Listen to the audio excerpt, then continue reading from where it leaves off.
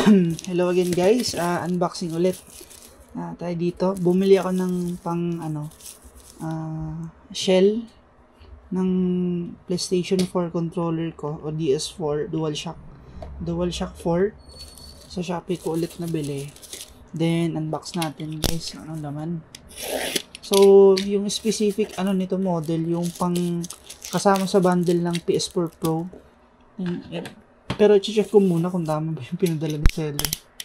So ito yung parang Call of Duty Black Ops ba yun na Black Ops.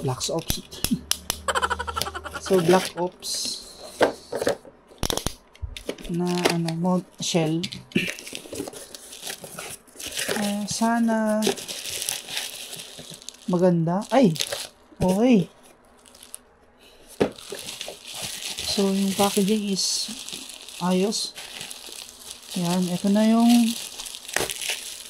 shell. Ay, sana kung magkasya to.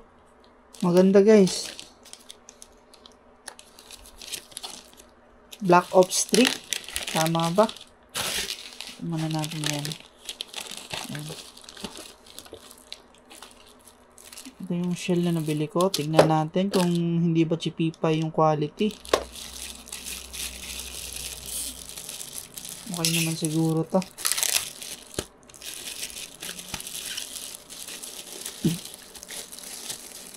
Uy, maganda guys.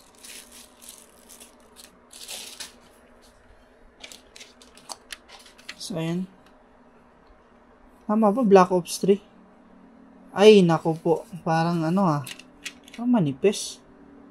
Parang manipis ata So, ito yung sa ibabaw. Sa gitna yung nalagyan ng motor. So ito hindi na natin to gagamitin, so rekta na, harvest lang natin yung laman nito, tapos ito lang yung gagamitin natin, ito dalawa. Saka yung buttons nya papalit natin, then stock na yung mga mga pindutan. Papalit lang natin, mabilisan lang. Ito sa ilalim. Sa quality niya, okay lang. Hindi ko alam kung masyado ba kita ba. Ayan, ito. So, malalaman mo talaga kung yung reshell lang. Replacement shell. So, try na nating iswap to. Mabilisan lang. Since ito try ko na tong natanggal ko na to. So, mabilis lang tong iswap. Then, yung mga niya. Yung D-pad niya. Tsaka, yan, chipipay niya. Nako. Medyo chipipay, guys. Feel ko yung may mga flaws kasi siya sa pagkagawa. Walang kita ba? Parang talaga siya Iba siya sa original talaga. Since mura lang naman to. Bayad na ako ng mga 290 kasama niya yung shipping. Yan. Sa quality niya, goods lang. Start na natin guys.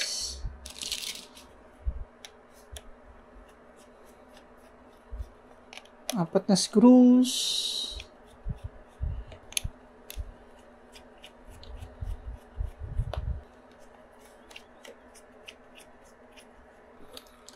Medyo matigas. Ayan. Opya. Then, ingat sa ito. Yung ribbon. Ribbon cable guys. Okay.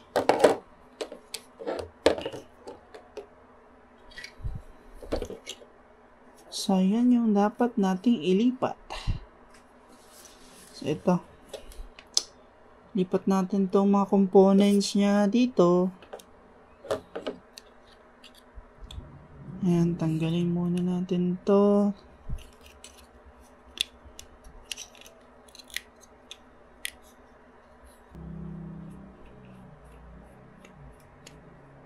Tapos, tulak natin to. Okay na ba to? Matanggal lang.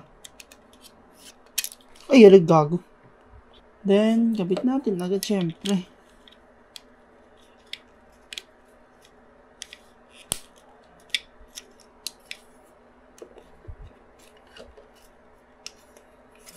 Try ko.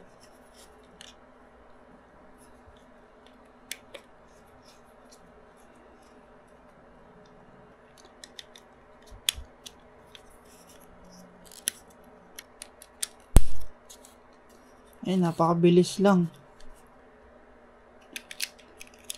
Battery. Screw sa gitna.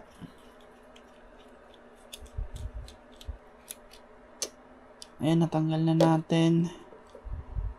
Next is yung mga buttons. Lipat natin dito sa kabila. Siyempre, itong D-pad, ito gagamitin natin sa D-pad.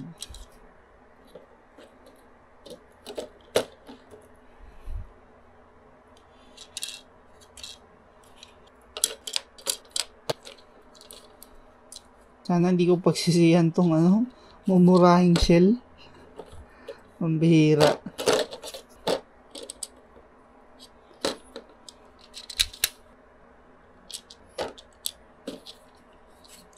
Ang bilis lang.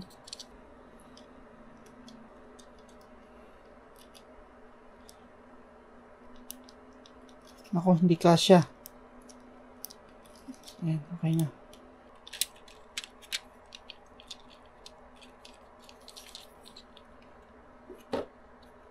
Okay, sakto lang.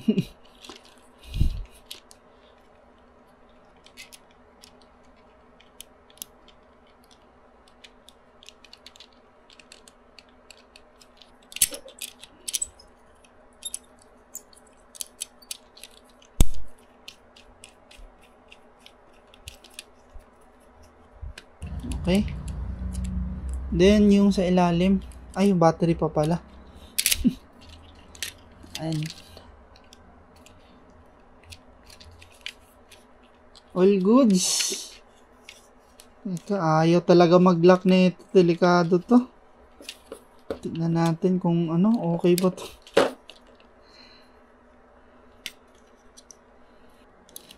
Yan, okay.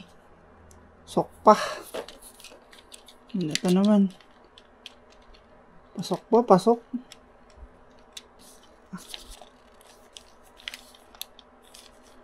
Bihira ang okay ba? Parang hindi Medyo alanganin dito sa ibabaw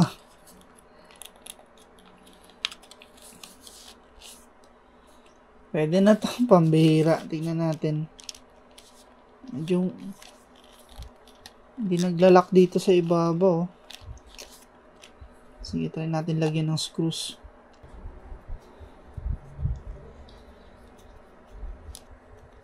Mumurahin. Napakahigpit, guys. Ano to? Hindi sakto sa Patay tayo dyan. Hindi sakto sa butas. Dito sa isa. Hala.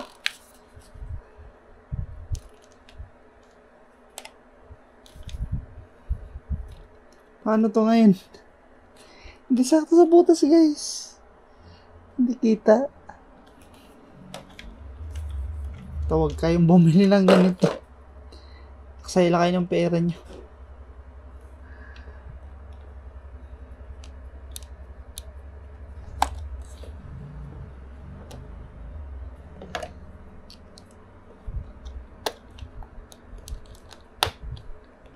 Nako. Ano to?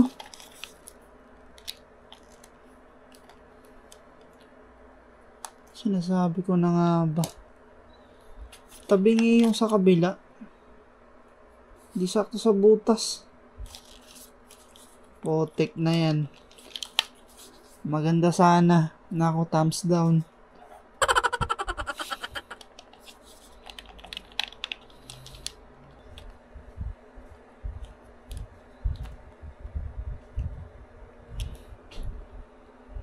Ayan, ayos. All goods. So yan guys, sumakto naman.